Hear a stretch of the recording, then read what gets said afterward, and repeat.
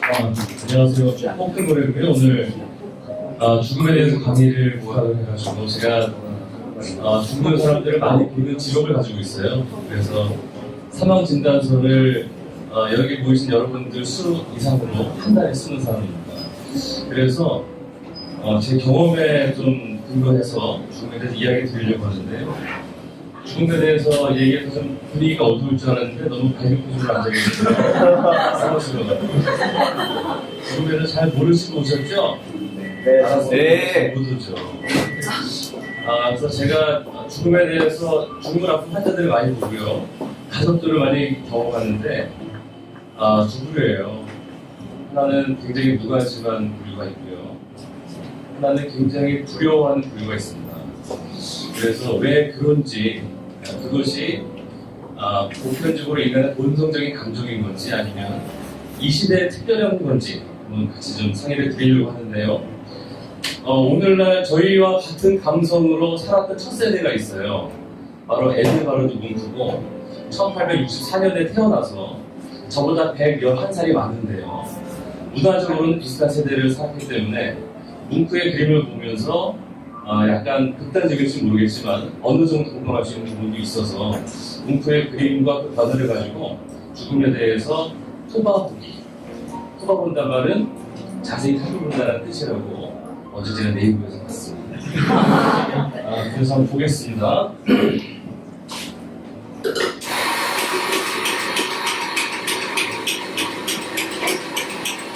그래서 이거는 이제 읽어보겠습니다. 제 경험이고요. 간호사의 요청난 두 병진을 향했다. 이틀째 홍수가 나오는 양이 제로라고 했다. 어쩐 일인지 가족 모두 한 8-9은 죽은 병실에 모여 있었다. 나는 그들 가족들을 비집고 환자 침대 옆으로 진입하여 충수가 잘 나오는지를 확인했다. 충간이 막힌 여기다 관 꼽아놨던 게 막혔습니다. 충간이 막히는데 난 혼잣말을 하며 간호사더러 테르모스의 택배로 가면 벽이라고 지시했다. 똑바로 하라고 신경질적인 말투 반발해 갔던 음성이었다. 나는 내 길을 의심했다. 설마 나더러 한 얘기는 아니겠지 하며 진짜 그러니까 제대로 하라니까 자기가 못하면 그렇게 시게 된다. 30대 중반이나 되었을까 젊은 사람이 분명히 내 눈을 보며 얘기하는 것이었다. 눈빛은 날카롭고 표정은 분노와 경멸감이 뒤섞여 있었고 전체적으로 상황 파악이 전혀 되지 않는 개목지 않는 남이었다. 그는 문장의 끝에 요를 붙이는 예의조차 지키지 않았다. 내 누나들이 그를 제치고 병실로 나갑니다. 그래서 이제 굉장히 저는 당황스러운 상황이었는데요. 명절의 마지막 연휴 날이었고요. 저는 이제 안 가도 되는 날이었는데 걷다가 환자분 보러 왔다가 공변을 당했어요. 그 사람의 되목지 않는 눈빛이 너무 강렬하게 나를 경멸적으로 쳐다봐가지고 전 너무 당황스러워가지고 아무 말도 할 수가 없었고 빨리 그 자리에서 피하고 싶어서 그 자리에서 멋있게 문을 쾅 닫고 나와줘야지 좀 책임지는 거 아니겠습니까? 근데 나오는 길이 너무 부끄러워가지고 제가 이렇게 옆으로 이렇게 나왔어요. 이런 나오는 모습조차 나중에 너무 마음이 불편해가지고 또 모욕감이 사라지지가 않는 거예요. 한 이틀을 고생했어요. 어쨌든 뭐 이런 일이 있고요. 이거는 이제 88세 할머니가 돌아가시려고 하는데 누구나 당연히 돌아가셔야 되는 상황이고 너무 고생하셔서 이제는 갈 때가 되었다고 생각하는 상황입니다. 그런데 아드님이 저랑은 너무나 많은 말을 맞춰놨어요. 어머니가 돌아가시면 편하게 돌아가시게끔 연명치료를 하지 말자라고 얘기했는데 막상 돌아가시기 전에 되니까 아드님이 못 받아들이고 도저히 어머니가 눈물이 쭉 흘러내립니다. 돌아가신다는 말조차 입 밖으로 내지 못하는 상황입니다. 그래서 결국은 중간자에 가서 고생을 많이 하셨습니다. 이번에 이제 40세 여자 환자인데요. 40세인데 여자 환자가 이제 중환자실에 있어요. 근데 40세 여자 환자인데 약간 지체장애가 있어가지고 8살 때부터 엄마하고 딸하고 40년 동안을 붙어 살았어요. 딸은 가벼운 의사표시만 할 수 있는 정도였고요. 식사를 앉아서 겨우 자기 혼자 하는 정도였어요. 근데 그 딸이 중환자실에서 고생을 많이 했는데 이제 3일 연휴가 남은 걸 제가 보고 저희 병원에는 그때 당시에 호흡기가 저밖에 없었기 때문에 제가 연휴 때 병원에 없으면 이 환자가 죽을 것 같아요. 그래서 대학병원에 가시라고 했더니 굉장히 당황하셔서 어머니가 이렇게 말씀하시는 겁니다. 선생님께서 포기하실 정도였어요? 그럼 많이 희망이 없는 거 아니에요? 그래서 제가 상황 설명을 드렸죠. 그랬더니 나중에 제 방으로 전화가 왔습니다. 동생이 중환자실로 전화해가지고 어떻게 된 일이냐면서 가만 아니겠다고 달려오겠다고 그러는 겁니다. 그래서 저는 환자를 보다 안전하게 치료하기 위해서 대학병원에 가서 얘기 한마디 한 건데 가족들 내부에서는 죽을지도 모른다는 계약서 하나 때문에 가족들 전체가 감정적인 폭발이 일어나는 겁니다. 이런 상황들을 흔히 볼 수가 있어요. 왜 가족들은 그렇게 흥분했다는 것입니다. 가족들의 공격성, 당혹감, 분노 같은 것이 있습니다. 죽으면 안 돼. 죽으면 네 때문이야. 나는 공격을 어디든가 쏘아내야 되는 거예요. 왜 그러냐? 이런 감정을 우리가 저보다 111살에서 살았던 뭉크가 가지고 있었던 겁니다. 뭉크가 1892년 20대예요. 20대에 길을 걷다가 북유럽의 그 성향이 굉장히 예쁩니다. 빨개요. 그걸 바라보는 뭉크는 갑자기 비명소리를 듣습니다. 그래서 비명소리를 듣고 주저앉아 버리는데요. 그때 경험을 가지고 이 유명한 절규라는 글을 그렸어요. 나는 친구들과 산책을 나갔다. 갑자기 해가 지기 시작했고 갑자기 하늘이 핏빛으로 물들었다.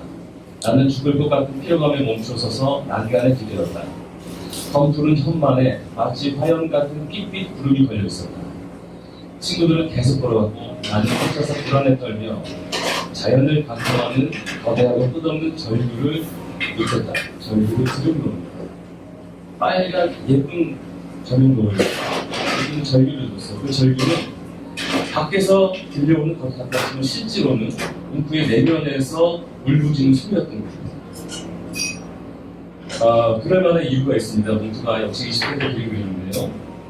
병수에서의 죽음인데 이거는 어머니가 돌아갔을 때를 자기가 그린 겁니다. 뭉크의 죽음에 대한 그림 이전에는 이렇게 슬픈 그림은 존재하지 않았어요. 죽음에 대한 그림은요, 굉장히 기독교적인 문화권에 있었기 때문에 죄악에 대한 형벌이라든가 지옥에 대한 그런 무서움 같은 것을 유발하는 것이었고, 현재 남아있는 사람들, 현재 병실에 있는 사람들, 그 가족들이 이렇게 어두운 표정과 슬픈 표정을 짓는 그림은 존재하지 않았었어요. 근데 이 그림을 보시면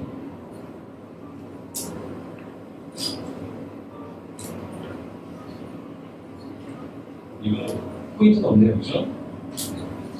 그림을 보시면 가운데 정면에 보이는 여자가 이제 카렌 이모예요. 그 엄마가 돌아가시고 아이들을 대신 돌봐주는 분이고요. 아마 침대에는 어머니가 누워 계실 것이고요. 사람들의 얼굴 표정이 굉장히 어둡거나 아예 보이지 않을 정도로요. 그리고 왼쪽 끝에 청년 하나가 서히 모자를 벗고 있는 모습을 보이는데요. 그게 뭉크의 그림이에요. 뭉크가 5살 때 엄마가 폐결핵으로 죽습니다. 엄마가 폐결핵으로 5살에 죽었지만 그 경험이 성인이 되어서까지 계속 남아있는 것을 뭉크는 그림에다가 성인의 자기의 모습을 그림으로써 표현했어요. 그리고 나서 엄마가 5살 때 돌아가셨는데, 그리고 나서 1살 터울의 누나가 자기를 친동생, 친아들처럼 돌봐줬어요. 그리고 카렌 이모가 집에 와서 도와줬고요. 그렇게 자기하고 함께 놀아주고 도와주고 위로가 되었던 누나가 14살인가 13살 때 다시 죽습니다. 폐결핵이 전염병이기 때문에 가족적인 현병이 생기면 연달아서 많은 가족들이 죽고 했었어요. 그래서 그 누나가 소피에라는 누나가 죽고 이것을 그렸을 때도 20대였는데요. 아마 이 그림을 뭉크가 최초로 그렸던 것 같아요. 이 그림을 그리고 굉장히 많은 평론가들의 질타를 받았다는 겁니다. 그래서 뭉크는 이 그림을 통해서 소피에가 막연하게 어딘가를 바라보는 그림이고요. 그리고 카렌 이모가 누나 옆에서 고개를 숙이고 있잖아요. 이것은 누가 봐도 굉장한 슬픔을 표현하고 있는 그림을 알 수가 있습니다. 뭉크가 했던 말은 내가 무슨 본질을 신경 써야 하나, 내가 보여주고자 하는 것은 가늠할 수 없는 것이었다. 내가 그리고자 하는 것은 힘없는 움직임이다. 떨리는 눈꺼풀, 속삭이는 듯한 입술, 그녀는 숨을 쉰다, 마치 살고 싶다고 말하듯. 이 아픈 아이라는 그림이고요. 이 그림을 그려놔서 무슨은 이 그림을 6번 정도 그렸다고 그러고요. 3번 그리고 난 뒤에도 그 슬픔과 감정을 표현하기 위해서 우리가 뭐 덧붙이라든가 물건을 긁어내리라든가 하는 것들을 계속 한다고 합니다. 보시겠지만 막 긁어낸 흔적들이 있고요. 이런 기법은 굉장히 당신은 어떤 기법이었다고 합니다. 뭉크가 한 말이 있다. 태어난 순간부터 내게 드는 공포와 슬픔과 죽음의 천사들이 있었다. 그들은 내가 놀 때도 나를 따라다녔다. 어디에서나 나를 따라다녔다. 봄날 햇살 속에서도 여름날의 찬란한 햇볕 속에서도 그들은 나를 따라다녔다. 잠을 자려고 눈을 감을 때면 그들은 내 곁에서 죽음과 지옥과 영원한 저주로 나를 위협했다. 난 종종 한밤중에 깨어나 무시무시한 공포에 휩싸인 채 강을 불러갔다. 내가 있는 곳은 지옥이다. 라고 뭉크는 지옥을 가지고 삽니다. 뭉크는 굉장히 감수성 현재한 아이였죠. 예술가니까 굉장히 감수성 현재한 아이고 내성적인 아이였고요. 어려서 두 번의 죽음이 굉장히 충격적이었고, 그리고 나서 아버지가 불변합니다. 아버지가 마음 착한 의사였는데 굉장히 종교적으로 강압적인 사람이 되어버려요. 그래서 아이들을 종교적으로 탄압을 합니다. 너도 이렇게 살면 지옥 갈 거야 라는 얘기를 수시로 하면서 굉장히 화도 잘 냈고요. 신경질적인 사람이 되었습니다. 그런 아버지 밑에서 자랐기 때문에 그는 언제나 내가 살고 있는 곳이 지옥이지, 사랑하는 사람이 언제든지 주님이나 내 곁에서 이미 갖고 언제든지 삶이라는 것은, 죽음이라는 것이 나를 들어설 수 있는 곳이구나, 이것이 지옥이구나 라는 것을 그는 깊게 적용했던 겁니다. 그래서 뭉크가 이렇게 유독 죽음에 대해서 깊은 상처를 받았던 이유가 있습니다. 왜냐하면 뭉크가 살았던 시대는 계몽주의 이후의 시대예요. 과학이 소개가 됐고요. 기존의 공론적인 종교가 힘을 많이 잃어갔던 시기였습니다. 근데 이후에 발달한 과학적 세계관은요, 죽음에 대한 제일적 상징적 의미를 소멸시킨 거예요. 그래서 그 전에 종교의 가장 큰 것은 뭐냐면 죽음에 대한 불안으로부터 인간을 위로해 주는 것이었어요. 우리는 죽음은 끝이 아니라는 것을 종교가 얘기해 주고 있었는데, 그런 종교의 권위가 사라지는 시대에 살았습니다. 이것은 현대에도 마찬가지예요. 현대에도 죽음에 대한 사회적 전략이 전혀 존재하지 않습니다. 그 전에 모든 시대는 사회적으로 사람들에게 죽음에 대한 불안으로부터 탈출시켜주기 위한 전략들이 마련해 왔어요. 예를 들면요, 이건 이제 육의 부활하는 치료엘리의 그림이고요. 예전에는 기독교 시대의 초기에는 전부 다 이렇게 그렸습니다. 땅 속에서 사람들이 올라오는 겁니다. 그래서 사람이 죽으면 땅 속에 묻혀둔 육신이 예수의 재림과 함께 부활할 것이라고 믿었습니다. 모든 사람이 이렇게 믿었기 때문에 이 믿음 자체가 굉장히 불안해서 위로가 보이는 거죠. 중세 후기에 나오면 이런 그림이 존재하는데요. 후기가 어떤 그림입니다. 오르가스 백작의 매장이라는 그림인데, 백작이 죽었나봐요. 죽고 나서 가운데 죽은 사람으로부터 뭔가 올라가는 아이가 올라가는 게 보이거든요. 아이가. 그래서 이제 육신의 부활을 믿었던 그런 문화권에서 예수님이 재림하지 않는 거예요. 육신의 부활이라는 것을 믿기 점점 어려워지는 거죠. 왜냐하면 땅에 묻히는 조상들이 점점 많아지거든요. 그런 상황에서 나오는 것이 영혼이라는 개념이 나왔어요. 그래서 가톨릭에서 연옥이라는 개념 자체가 지금 후반기에 생겨요. 왜냐하면 영혼이라는 개념이 나오고 나니까 죽어서 영혼은 일단 천국에 가는 거고요. 육신은 땅에 묻히는 겁니다.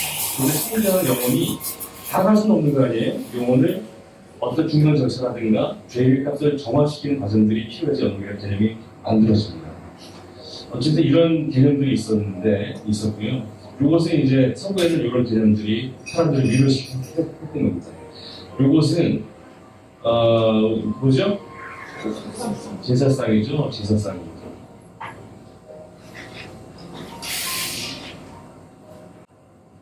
우리 한국인들의 경우 조선조 말기를 거쳐 극기 최강세에 이르기까지 죽은 이들도 확연하게 가족 구성원 속에 편입되어 있었다. 죽은 이는 가버린 가족이 아니라 보이지 않는 가족으로서 한 집안을 살고 있었던 것이다. 사당에 참배한 일과 명절에 시식을 올렸던 일, 또 무슨 각별한 일이 있으면 나가 안 했던 일까지 함께 생각하게 된다면 이 같은 재해를 산 사람에 가서 받는 죽은 이를 사라져 가버린 사람이라고 보기는 어떻게 된다. 그래서 이제 이렇게 조상님들을 제사 때마다 호출합니다. 제사 때 문을 열어놓잖아요. 그래서 조상님들을 그렇게 모심으로써 죽음에 대한 위로를 받고요. 나도 죽거든 나의 후손들이 나를 저렇게 모셔줄 것이다라는 위로가 또 되는 겁니다.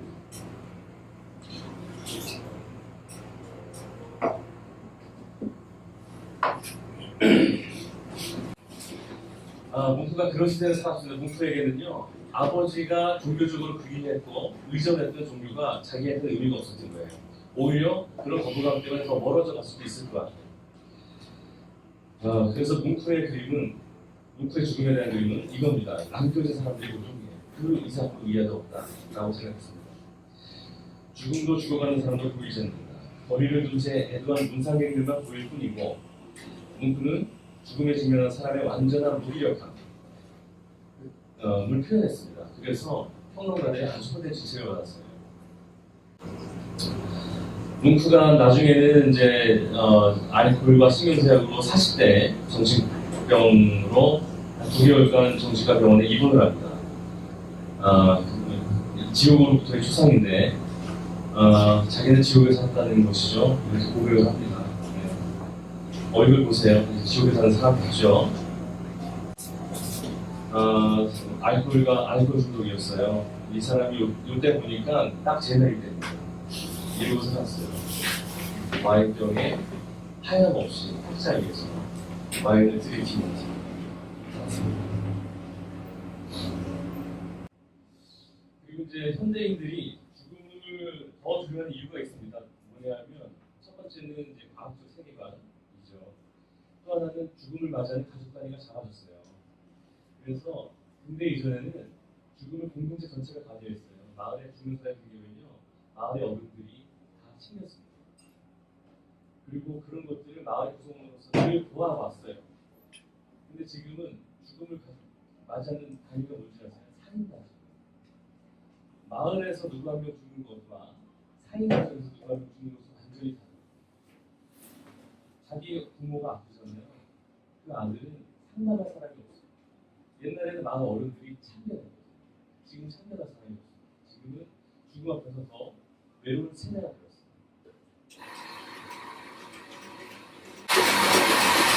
그리고 이제 죽음이 의료가 됐어요. 지금은 장례까지 전문화 돼가지고 상부여자에 맡겨오고 있잖아요. 죽음을 경험할 길이 없어지는 거예요.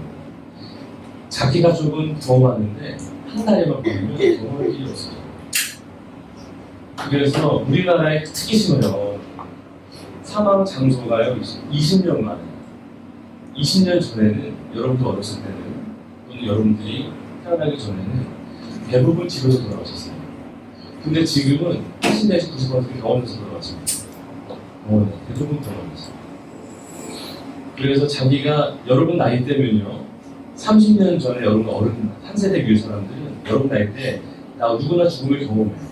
마을에서 자기 친지 가운데서 죽음이라 이런 것이고 죽을 수 있겠구나, 죽음이 어떻게 생각하는데 여러분들은 그런 기회가 아예 없습니다. 지금 자기 죽어가는 사람을 한 마지막 숨을 본 적 있으세요? 자기 할머니 아니면 본 적이 없습니다.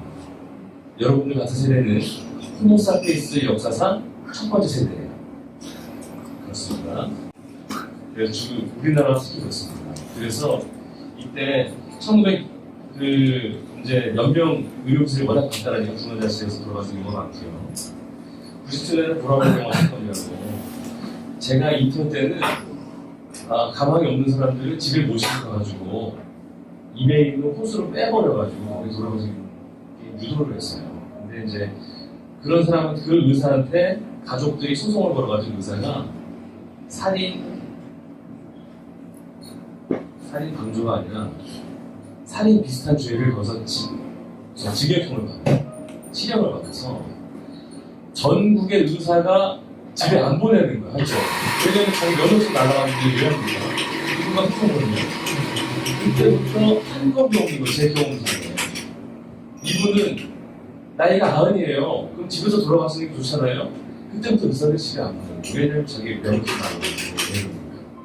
이런 아주 잘못된 판결 하나가 사회에 미치는 영향이 너무나 크고요. 이 이유로 중환자실에서 고생고생하다 죽는 사람들이 굉장히 많아졌습니다. 그래서 이러한 이유들 때문에 현대인들은 죽음을 예전과 다르게 바라봐요. 어떻게 바라봅니까? 아예 무관심할 수 있어요. 울 수 없으니까 아예 무관심할 수 있어요. 생각조차 안 하고 살 수 있습니다. 그렇지만 막상 닥쳤을 때는 매우 두려워합니다. 옛날보다 훨씬 더 불안해요. 다른 어떤 세대보다 더 불안하고 낯선 것이 되었어요. 그래서 뭉크의 경험이 어쩌면 우리들에게 도움이 될지도 모르겠다. 뭉크도 기존의 종교적 세계관이 크게 위로를 주지 못했던 사람이었고요. 이런 비슷한 환경에서 살아온 죽음을 매우 두려워했던 첫 번째 세대였다라는 점에서 비슷합니다. 그러면 이제 죽음을 위해서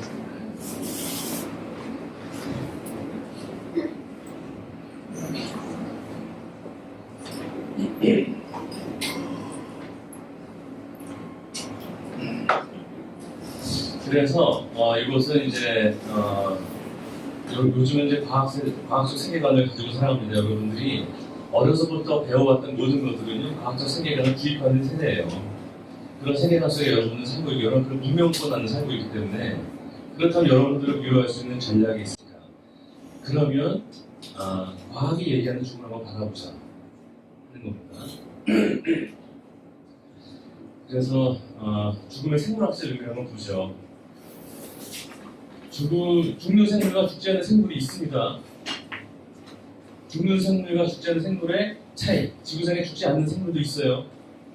차이가 뭔지 아시는 분? 아시는 것처럼 보시시네요. 죽는 생물과 죽지 않는 생물의 차이. 여기에 그림에 나와 있습니다. 힌트가 사진에. 네? 번식. 세포분열. 세포분열은 둘 다 하죠. 번식은 둘 다 해야지. 그래서 해야지. 재생. 반성생식. 비슷할 수 있어요. 정답은 아니에요. 죽는 생물과 지구상에 죽지 않는 생물이 더 많습니다. 이거 뭐예요? 아메바예요, 아메바. 단세포 생물은 죽지 않아요. 단세포 생물은 죽지 않습니다. 조건만 되면 끊임없이 분열하고요. 먹을 수 없으면 죽을 수 있겠지만 일부러 자기 스스로 죽지 않아요. 그렇지만 다세포 생물, 지구상의 모든 다세포 생물들은 다 죽습니다. 자기 수명이 다 있어요. 인간이 100년 정도 한계 수명이 있잖아요. 더 오래 사는 분들이 있을지 몰라도 언젠가 다 죽습니다. 인간과 마찬가지로 단세포가 아닌 모든 생명체는 자기 수명이 있어요. 죽음에게 다 존재합니다. 왜 그럴까요? 왜? 그래서 지구상에 다세포 생물이 등장할 시기가 있어요. 38억 년 전에 단세포 생물이 생겨났고요. 단세포 생물이 바닷속에서 엄청난 자기 돌연변이와 자기 생명에 대한 실험들을 거듭하다가 한 7억 년, 8억 년 정도 전부터 세포들이 모여서 살기 시작했어요. 모여서 살기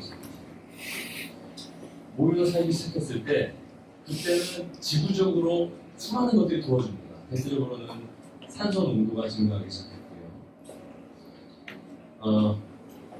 그 얘기가 좀 기니까 어쨌든 다세포 생물이 생겨났습니다. 생겨났는데 다세포 생물들이 생겨나면서 다세포 생물들이 포기해야 됐던 것이 있어요. 바로 영생을 포기해야 했습니다. 죽지 않을 수 있었던 능력을 내려놔야 됐습니다. 근데 다세포 생물들이 생겨나면서 죽음과 동시에 생겨난 게 있습니다. 죽음과 동시에 생겨난 게. 그래서 다세포 생물들은 모두 죽고 공통된 특징 모두 죽는다. 그 다음에 이게 있다. 모두 죽는다 이게. 아십니까? 뇌가 있다. 나무는 뭐가 없잖아요.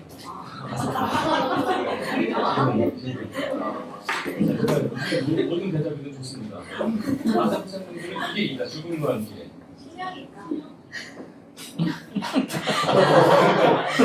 신명이 있다. 죽음과 함께 수명이 있다. 수명도 있고. 아, 되게 같은 걸 다르게 얘기하셨어요. 다른 것도. 죽음과 함께 섹스, 성이 있습니다. 다섯 번째는 다 성이 있어요. 하다못해 이끼류조차 성이 있어요. 이끼류조차. 소나무도 성이 있잖아요. 은행나무도 성이 있고. 성이 있습니다. 그래서 죽음과 와서 이제 분자생물학자들 중에는 그 성에 발생하는 메커니즘에 이제 최초의 죽음이 뭐냐면 최초의 죽음은 에이포프시스로 자살, 세포 자살인데요. 세포 자살하는 메커니즘, 초기 메커니즘, 문제적인 메커니즘을 섹스의 메커니즘과 같아요. 그래서 오만된 사는 미토콘드리아가 진핵 세포에게 내 유전자가 손상됐으니 다른 세포와 합쳐지자라는 신호를 보내는데요. 그것이 성의 시초였어요. 그런 게 있습니다. 그래서 죽음과 성이 탄생하고 나서야 지구상에 변하기 시작합니다. 죽음과 성이 탄생하고 나서야 지구가 이끼류들이 땅 위에 올라가서 흙을 만들고요.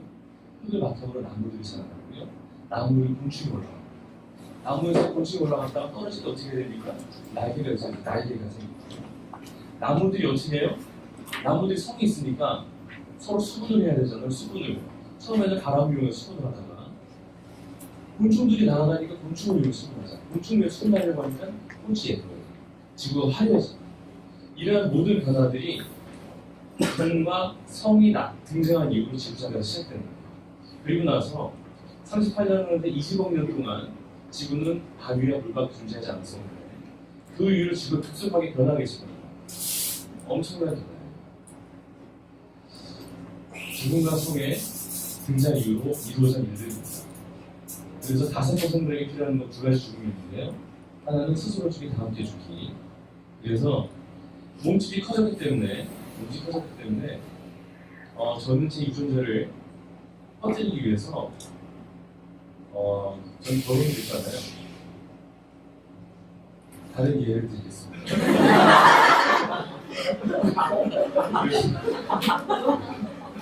그래서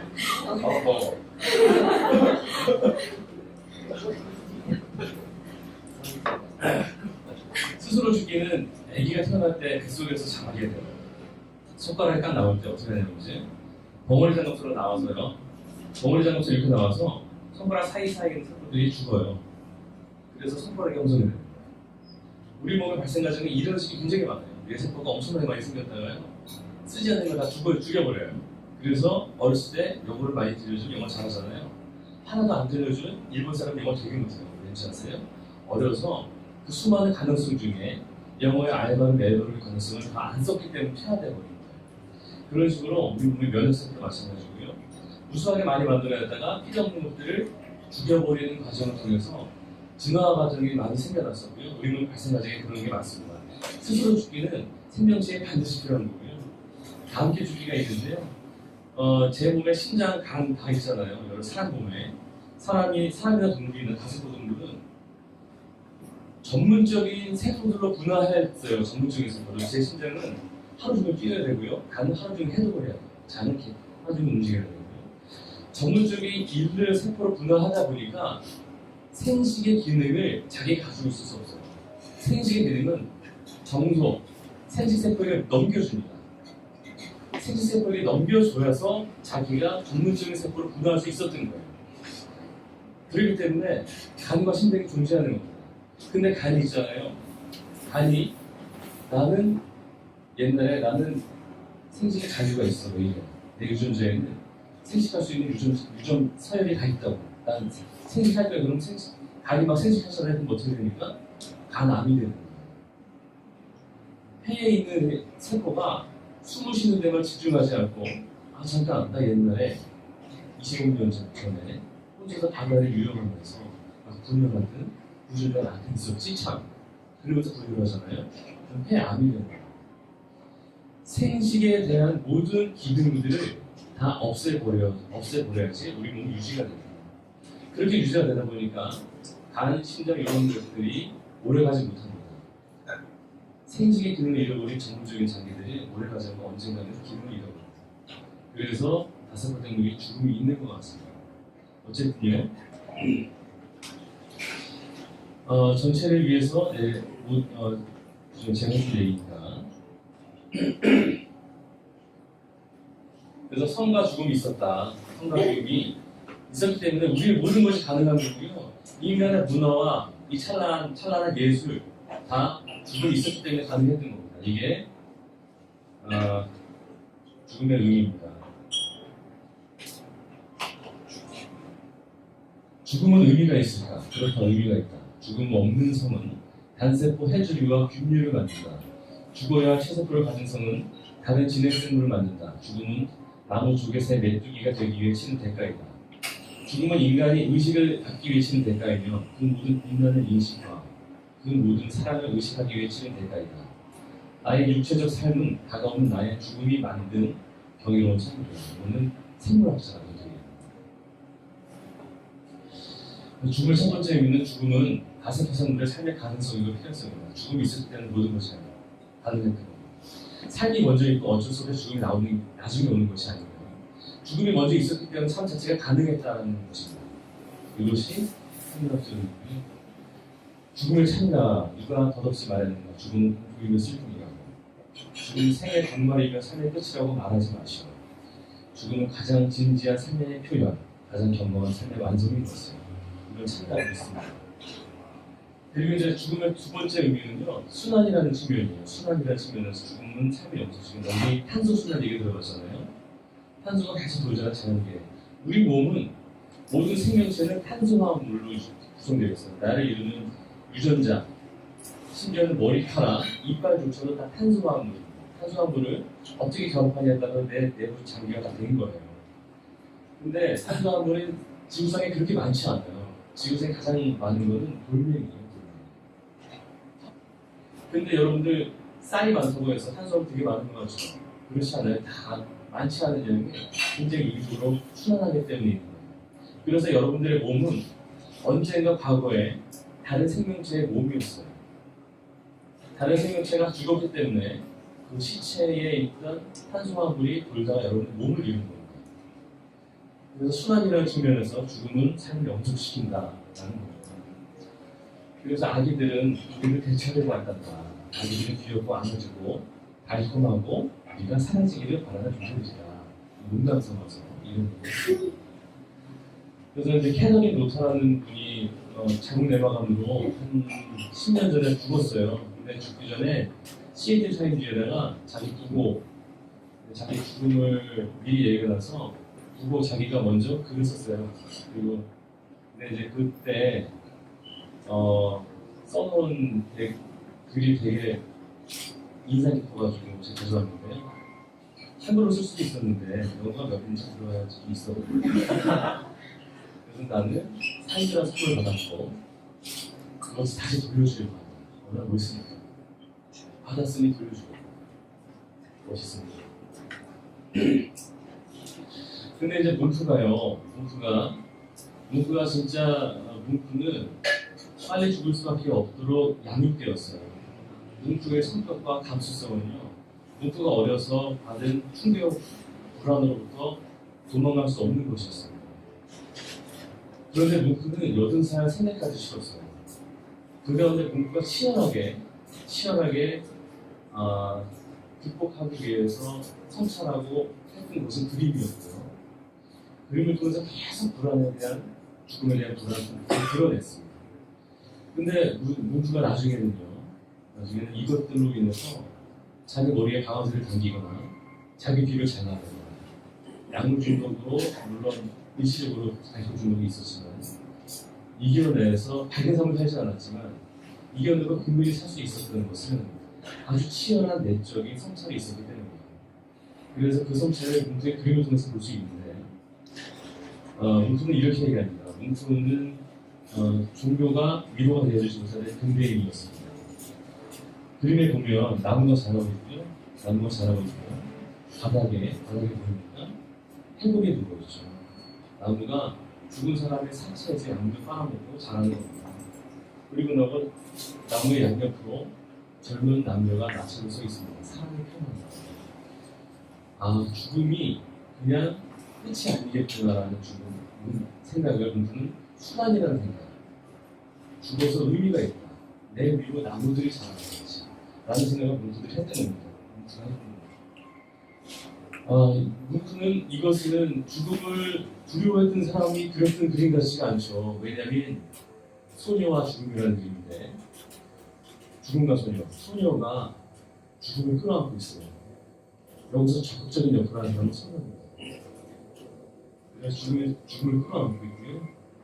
그리고 캔버스의 테두리 위쪽으로 뭐가 시원하게처럼 막 지나가잖아요.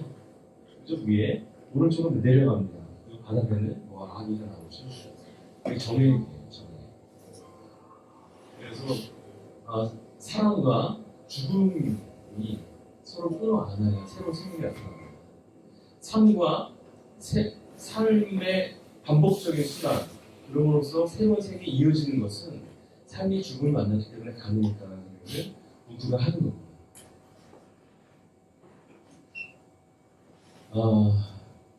그래서 사랑 속에서 죽음을 봐요. 당신의 얼굴 위로 달빛이 흘러내린다. 거기에는 지상의 아름다움과 고통이 가득 차 있다. 지금 이 순간 죽음과 생이 손을 잡는다. 수천의 죽은 선조들과 수천의 태어날 후손들 사이를 연결하는 사슬이 생긴다. 아름다운 일을 보면서 이런 생각을 하는 것이 일반적이지 않습니다. 그렇죠? 이것도 상가주의라는 그림입니다. 이런 것들을 비교적 한 20, 30대에 그렸는데 이런 것들 때문에 그러니까 살아남겠다 이렇게 생각합니다. 죽음의 세 번째 의미는 유한성이 없어요. 죽음은 가치의 원천이다. 유한한 것이 오히려 의미가 있다는 겁니다. 인간은 하나의 별과 같다. 별들이 서로 우주안에서 관계 맺는 힘이 무게이듯이 인간도 중량감이 있어야 궤도를 형성하고 중량감이 만든 공간 안에서 다른 사람과 관계를 맺는다. 그리고 별이 소실될 때 중력파를 남기는 인간도 세계를 마감할 때 파장을 만든다. 누군가의 삶의 체질가 변화한 시공간에 익숙해진 주위 사람들의 세포가 고인의 죽음 앞에 올라가는 것이다. 그러나 별과 인간은 결정적으로 다른 점이 있다. 인간은 무게감이 원천이 유한함이 있다는 것이다. 그래서 환자가 죽었는데 제 경험인데요. 죽었는데 너무 이해할 수 없는 슬픔을 보는 적이 몇 번 있어요. 이해할 수 없어요. 왜냐하면 가족들은 이미 죽음에 대해서 충분히 준비를 했어요. 그리고 오히려 죽음을 바라고 있어요. 그런데 환자의 숨이 끊어졌는데 병실에 제가 들어갔어요. 가족들이 좋아하겠고 그 고생이 이제 끝났으니 좋아하겠고 들어갔는데 그 고요한 병실에 아무것도 들리지 않습니다. 아주 고요. 왜냐하면 환자의 가른가른하던 숨소리가 들리지 않기 때문에 창밖은 햇살이 이마와 배를 비추고 있었어요. 배는 미동도하지 않고 있어요. 그런데 어느 구석에서 흐느적거리는 소리가 떨림이 들리는 거예요. 봤더니 아들이 슬픔 주체할 수 없어 부들부들 떨고 있는 거예요. 그래서 사람이 정신으로 슬퍼할 수 있는 것도 있지만 자기가 이해하지 못하는 슬픔이 있겠구나. 자기 뇌세포가 이해하지 못한 슬픔도 있겠구나라는 생각을 하게 되는 건데요. 그래서 그 경험에서 이제 이걸 제가 썼어요. 그리고 아마도 그 사람이 고인이 살아생전에 좋은 사람이었다는 거죠. 그리고 자기의 무게감이 있었던 사람이었던 거예요. 그렇기 때문에 태양이 자기 중력장 안에서 행성들을 돌리하듯이 그 아버지가 자녀들을 자기 안에 돌리게 했을 거고요. 아마 사회적인 어떤 사람으로서 자기 지인들이 자기 주위에 돌리게 했을 거예요. 그런 태양이 사라졌을 때 그 주위에 떠오르던 별들이 어찌할 바를 모르는 것처럼 주위의 사람들이 어찌할 바를 모르는 거예요. 그런 무게감이 사람에게 있습니다. 그런데 별과 인간이 무게감이 있어야 되는데 인간의 무게감 원천은 완전히 달라요. 인간의 무게감 원천은 유한해요. 인간은 천년 만년 살잖아요. 그런 무게감을 가질 수가 없습니다. 유한함이 무게감에 넘칩니다. 할머니는 몸 후임자들에게 넘겨주기 전에 역할들을 넘겨줍니다. 된장과 간장은 식품회사들에게 넘겨주고 빨래는 세탁기에게 넘겨줍니다. 명절 음식은 어머니와 아내에게, 된장은 이모가 도와줍니다. 집안 살림은 정년퇴임으로 본격적인 주부가 대신 어머니에게 넘겨줍니다. 그러나 할머니의 역할 중에는 넘길 수 없는 것도 있다. 아버지는 방 안에서 가만히 누워 계신 할머니더러 정신적 지주라고 했다. 어떤 역할이 아닌 그저 살아있음 자체가 누군가에게는 의미가 된다. 그 의미는 우주에서 유일했던 단 한 분의 사건으로서 대체 불가능한 것이며 물려줄 수 없는 것이며 삶이 단순히 수만 이상의 것임을 드러내는 것이다. 그래서 한 사람의 생애 다음에는 어쩔 수 없는 그리움이 맺는 것이다. 그래서 그런 의미를 생각했을 때 진짜 유일무이했던 사람이 사라졌기 때문에 우리는 그것이 커다란 의미가 될 수 있는 겁니다. 그 의미의 원천은 유한함에 있어요. 죽지 않으면 이런 의미는 생기지 않습니다. 그래서 유한함의 역설이 있다. 그래서 죽음의 의미는 이제 이런 정도로 제가 정리를 했었고요. 이런 정도는 아마도 종교적인 위로가 아니라도 우리가 가질 수 있는 것이 아닐까라는 생각합니다. 나의 정체성에 관한 모든 것이 소각 처리되어 버리는 죽음으로부터 우리를 구원해 줄 뭔가가 있습니다. 물론 이런 것들은 위에 세 가지는요, 과학적인 세계관에 근거해도 충돌하지 않습니다. 그렇지만 그럼에도 불구하고 우리는 죽음 앞에서 이나고 나의 정체성을 가지고 가고 싶어 하는 욕심이 있잖아요. 그런 바람이 있고, 그리고 내가 죽어서 다른 이름을 가진 누군가를 만나고 싶어요. 그럴 수 있을까라는 질문이 있을 수 있잖아요. 이 시간에는 그런 질문에는 대답을 못하는 겁니다. 이거는 스킵하고 넘어가는 질문이다. 알고 계시죠?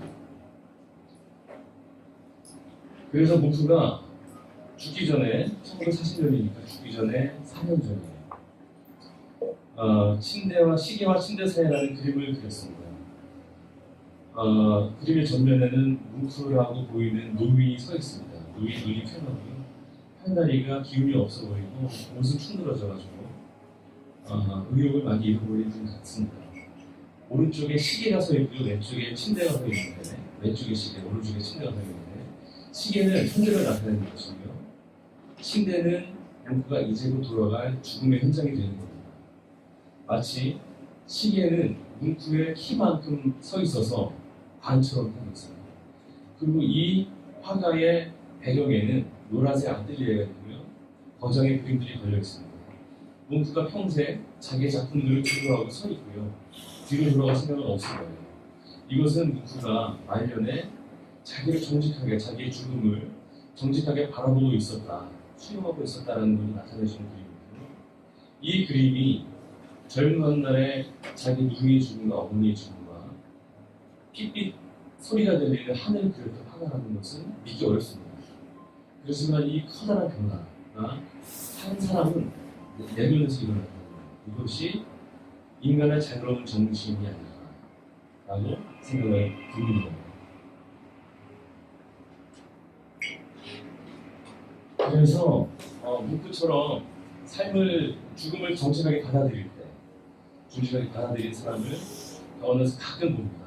가끔 봐요. 선생님 나 숨 차요. 어떻게 좀 해줘봐. 여기 가슴 진찰 좀 해주시고 앞가슴을 자신 있게 드립니다. 내 할머니 약 드릴게요. 주사도 놔드리고요. 근데 선생님 나 아무도 또 갈 것 같지? 가겠지? 응? 목을 가는 동작이 무서웠는지 본인이 보시잖아요. 곧 갈 것 같다. 빨리 가야 하는데 기왕 가는 거 애들 고생시키지 말고 가야지. 조용히 흡 호텔에 가야지. 가긴 어딜 가요? 입이 이렇게나 아직 건강하시니 빨리 안 가실 겁니다. 가야 돼. 흡 요만큼밖에 안 되는데 요만큼 뭐라도 땅에 고쳐야지. 그래서 굉장히 말을 안 듣던 분이었는데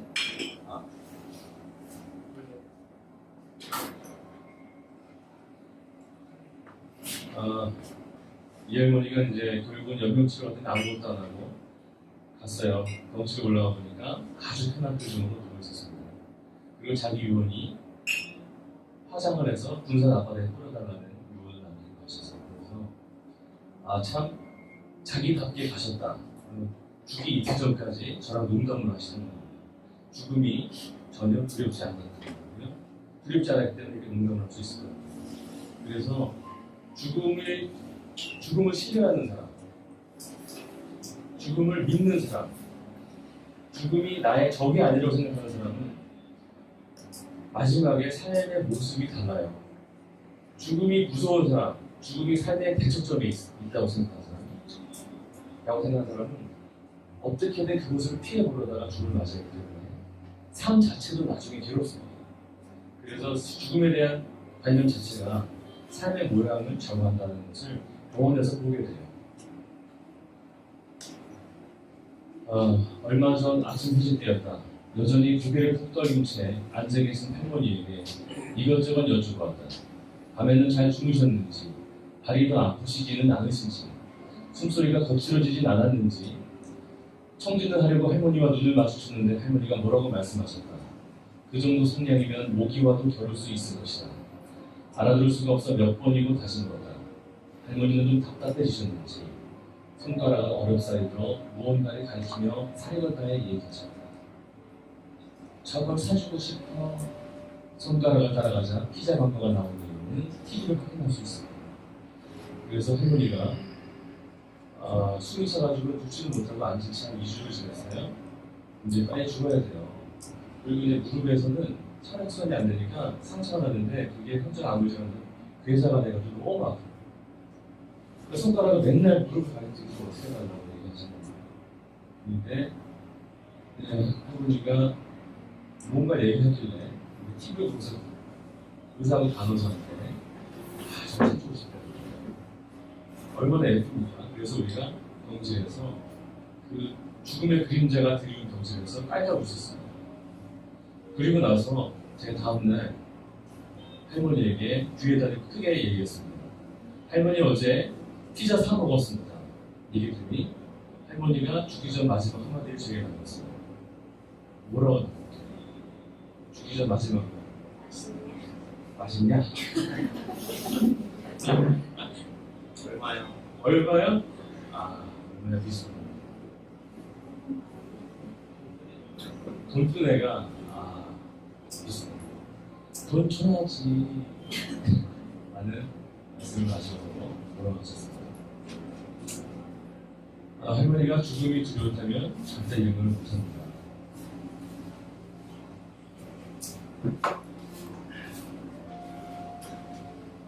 그래서 종교적인 믿음이 있든 없든 간에 죽음이 무서운 것이면 무서운 만큼 자기 삶이 힘들어진다 라는 것을 좀 경험했고요. 이효덕 시인이 죽기 전에 시가 이 유도시의 미발표시인데 이게 참 좀 좋아요. 그래서 이 시를 읽는 것으로 제 강의를 마무리 짓겠습니다. 한 달 동안 병원에서 밤낮 노래를 들었다. 며칠 뒤에는 고등박걸 햇빛 하나 침대에 누워 새소리 바람소리를 듣겠지. 내가 멀지 않아 돌아간 내 부인함, 아버지 어머니가 기다리는 내 어릴 적 동무들 자라나서 사귄 벗들 모두 기다리는 그곳, 빛과 노래 가득한 그곳. 어느새 반쯤은 그곳에 온 듯이고 이제 나는 간에 빛을 보고 노래를 신어. 이거 참 아름다운 시죠? 이효덕 시인은 빛과 노래 가득한 곳이라고 생각했습니다. 여기까지입니다.